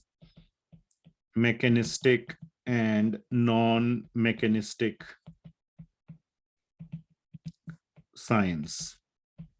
And there he deals with this as one of the topics, how Paramatma is the connection between jivatma and Prakriti. And in fact, the BI stands for the Bhaktivedanta Institute, is going to do a whole series for the public on MNS very soon. I am part of that effort. I will be talking about one of the chapters there. And other devotees will be talking about other chapters. I think it's going to start somewhere in January or February. So if you're interested to join, let me know. Or here, or I think it will be uploaded on YouTube, all those lectures. But you can read the book. So Prakriti, Paramatma is the connection between Purusha and Prakriti. That is one point. But at a more practical point, now how does it matter when I want to lift the thumb, whether Paramatma is causing it or something else? It's not very practical for us. Those who are very curious or very much interested in Sankhya, it is very interesting. But for all of us, the practical understanding is that he is always watching us and always guiding us. This is the important part. So let us see 13.23, very, very important verse. Upadrishta numanta cha bharta bhokta maheshwaraha paramatmeti cha apyukto dehe asmin purushah paraha. So 13.23. So what are some of the key points of this verse? Upadrishta anumanta cha. Now you can understand, those who understand a little bit Hindi, Sanskrit can understand Upadrishta. Upadrishta means what? Overseer. He's overseeing, or what I said, witness. He's always watching. Upadrishta anumanta cha. Anumanta means permitter. Now, not only he is the guide. Guide is a weak term. You can guide. I may or may not take your guidance. but he is the permitter also. And this means that he is the one that when you desire to lift up your thumb, without his permission, the thumb doesn't go up. And it's not just the permission, he is also the link. That is not mentioned here. That you will understand later through Sankhya understanding and through this book, MNS. So not only is he the link, but here it is being said he is the permitter, which means that he permits. Now he will permit if we ask, but only according to our capacity to receive the permission. If we do not have the capacity to receive the permission, he will not permit, how much ever we desire. So you must also have equivalent pious credits to receive something. You can say, you can have a desire, I want $1 million. Bhagawan will not give you $1 million, or I want $10 million. He will give how much pious credits you have accumulated, if it is allowed within that. Like if you have $50 in your pocket and you go to a store and you want to buy something for $200, the storekeeper will not give. He will ask how much money you have. You say, I have $50. He will say, okay, you can buy anything within this section. Everything in this section is $50 or less. You can choose anything from this section. You cannot go to the $200 section. Are you following? So in that sense, he is the permitter. So upadrishta anumanta cha. What else he is? He is bharta, bhokta, maheshwaraha. So he is the bharta. Bharta means that he is the master. We have covered this term. He is also the master. Bhokta, he is the supreme enjoyer. And he is Maheshwara, he is the supreme lord. Maha Ishwar, Maheshwara. So his 5 things are being mentioned. 2 are very, very practical. One is the Upadrishta, one is Anumanta, Bharta, Bhokta, Maheshwara. 5 things are being mentioned here. And what is he called? Ukta. Ukta means kya kehte hain unko? What is his name? Who can tell? He is called as, it's right there in the verse, if you have Bhagavad Gita in front of you. Paramatma. Paramatma. Paramatma iti cha api ukto. Paramatmeti chapya ukto. So he is called, or his name is Paramatma.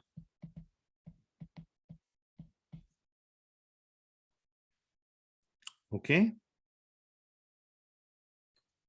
And there is another very important point, which is that I'm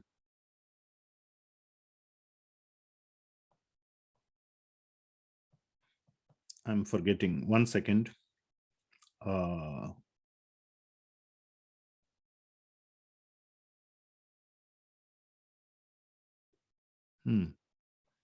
Okay, never mind, it will come back. He is called as Paramatma. Dehe asmin Purusha Paraha.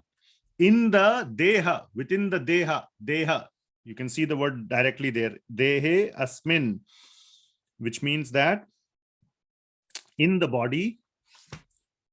1 second. Yeah, in this body, dehe asmin Purusha Paraha. There is a, in the body, there is this Param Purush. So we have been talking about Purusha so far in 21 and 22, right? How he is entangled by suffering and enjoyment. We talked about that Purush. Then Bhagavan is saying there is another Purush, Purushaha Paraha. So here we talked about Purusha, and now in 23 we are talking about Purusha Para, which means the supreme Purusha, and he is called as Paramatma, and he is these 5 things. So from these verses, it is very clear that there are 2 Purushas in our Deha. This is also in Deha, right? In Deha, correct? Dehe Asmin. That's the word that is used, Dehe Asmin. So he is in the body, in the Deha or body. right? Which means there are two Purushas in the body. Who are the two Purushas? We call as the Purusha or jivatma, and the second one is Paramatma. Okay, and he is watching everything. He is the overseer. He is looking what we are doing, and he is permitting also. And when another important point is that he's providing guidance. Now, permission is a very strong kind of guidance. You say, I want the $200 item. He will say, no. That is a guidance. You cannot have it. Like your child, if he comes and says, I want to smoke, give me $20. What will you say? No. It is a guidance plus a permission. You are telling him you cannot do that. So in the Srimad Bhagavatam, there is a very nice 2 verses where we can see, and this is very, very important, 11th canto, 11th chapter, and 6th and 7th verses. 11, 11, 6 and 7. Let me show you. And let me see, I will ask Neeru Mataji to read the translation. So Srimad Bhagavatam, 11th canto, 11th chapter, verse numbers 6 and 7.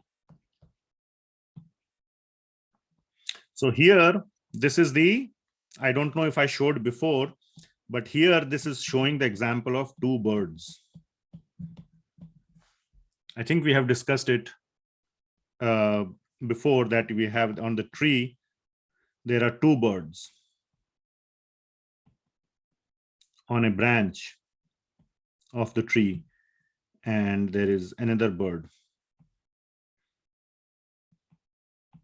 And I have specifically drawn, this bird is looking away from the other one, and this bird is looking toward the other bird. So who can tell me which one is the Paramatma and which is the Atma? A or B? B is Paramatma, A is Jivatma. Yes, very nice. Paramatma is always looking at us, and not only looking, he's trying to speak. He's trying to say something to guide us, but we are always busy looking away. So we will look at these 2 verses where this is described, 11, 11, 6 and 7. So Mataji, can you kindly unmute and read the translation of 11, 11, 6? Okay. By chance, 2 birds have made a nest together in the same tree. The 2 birds are friends and are of a similar, sorry, I can't see. I'm trying to Are of keep a the similar, word. Mhm. yeah, I guess, similar nature. One of them, however, is eating the fruits of the tree, whereas the other, who does not eat the fruits, is in a superior position due to his potency. Okay, very nice. Next one.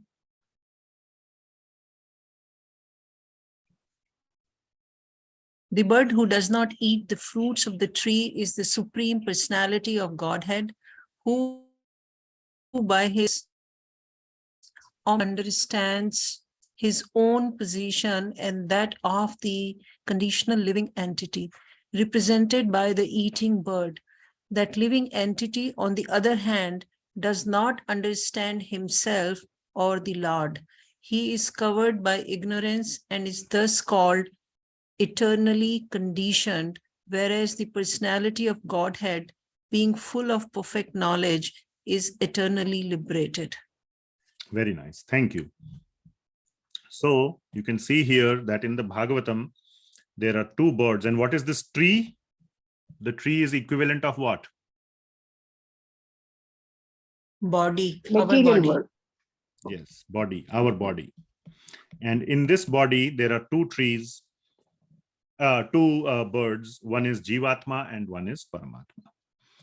Okay, so that is the point being made here. Upadrishta anumanta cha bharta bhokta maheshwaraha paramatmeti chapyukto dehe asmin purushah paraha. So all these very nice points have been made in this verse. This is a very, very important verse. The name Paramatma is clearly given here. And there are 5 characteristics of Paramatma given here: Upadrishta, Anumanta, Bhokta, Bharta, and Maheshwara. And that he is also living in our body, Dehe Asmin, Purushah Para. He is living inside our body.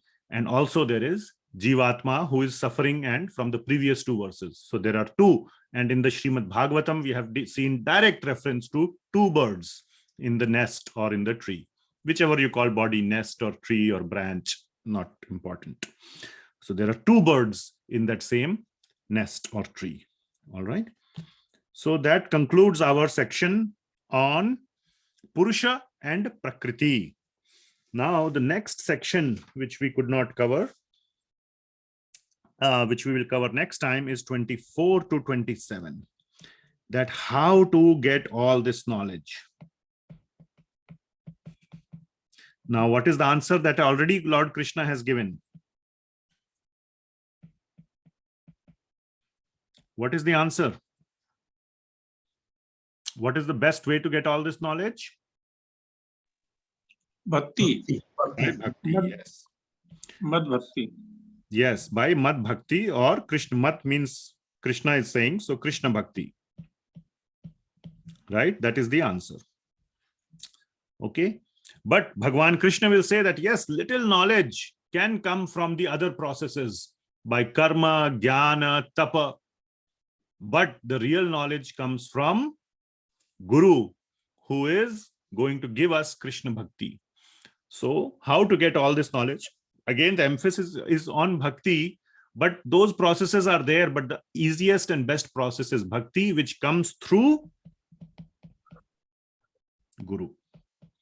So that we will cover in 24 to 27, and then 28 to 35 is glory of jnana. So, and the sort of the non-doership of soul. So we will cover this next time. Next time means in 2 weeks. So once again, next week we will cover, I'm not very sure what Romapad Maharaj will cover. But it will be definitely very important, very nice session. He may share his realizations. He will definitely want to answer your questions. Everybody who is in Portland, please come to our home next week, 6 o'clock, same time, same date. And otherwise, please join on Zoom who are outside. And tomorrow is Gita Jayanti. Okay, any questions at this point? We are at 8 o'clock exact. Will that Friday thing will be recorded, sir? Yes, yes. It will be recorded. But you should come. I know you are in Portland, right? Is there somehow something anyway? I understand, sir. My apology. Okay, no problem. Then somebody is asking a question on the chat. Purusha can be also named as ego. No, Purusha is jivatma. Jivatma has ego. Okay. Jivatma is different than ego. Where in Bhagavad Gita it is written Jivatma is different than ego? You tell me. Who can tell? Now this is a quiz for the more serious readers of Bhagavad Gita. The question is, let me share my screen. Share screen.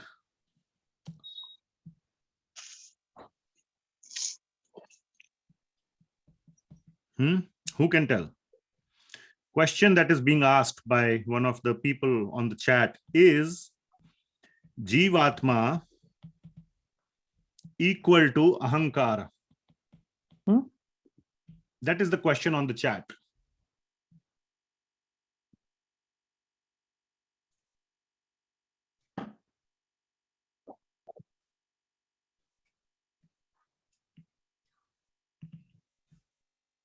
So the answer is given in Bhagavad Gita. Chapter 7.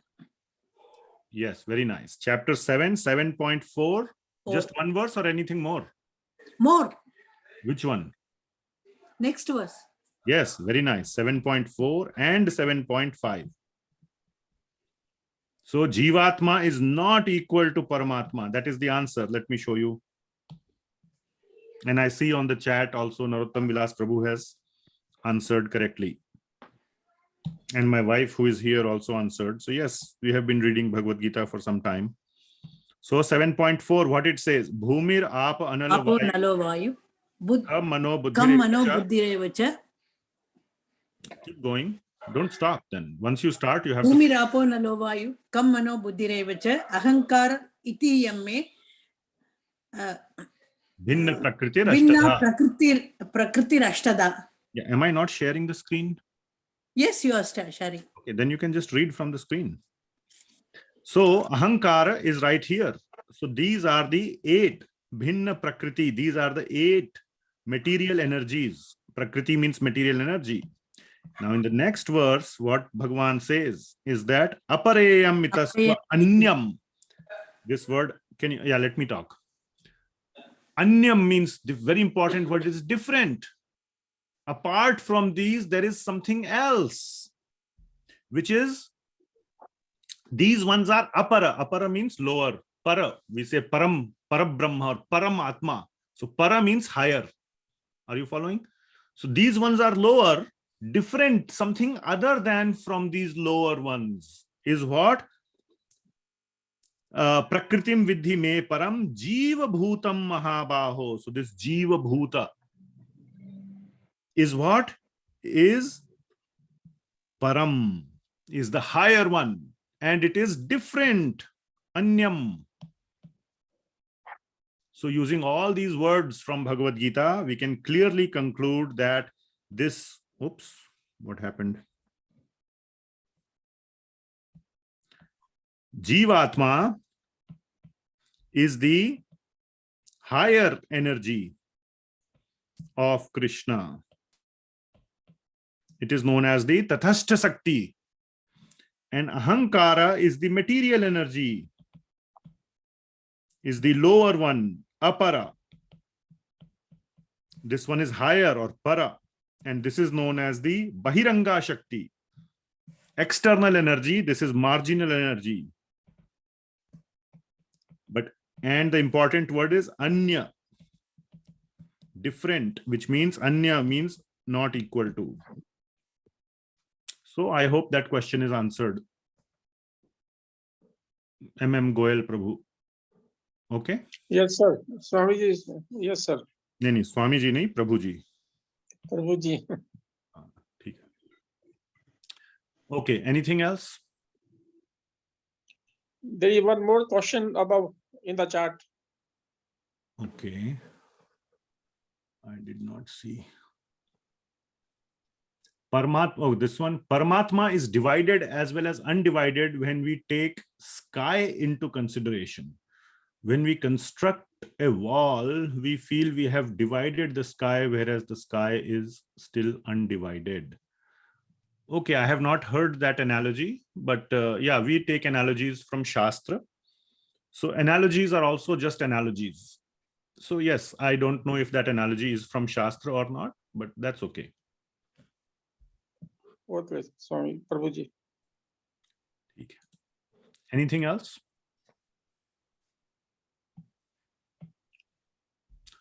All right. So once again, tomorrow, Gita Jayanti, next Friday, program at our house and Zoom. But please, those who are in Portland, please come to our house. Don't remain on Zoom. All right. Okay. Thank you so much. Srila Prabhupada ki jai. Jai. Bhagavad Gita ki jai. Jai.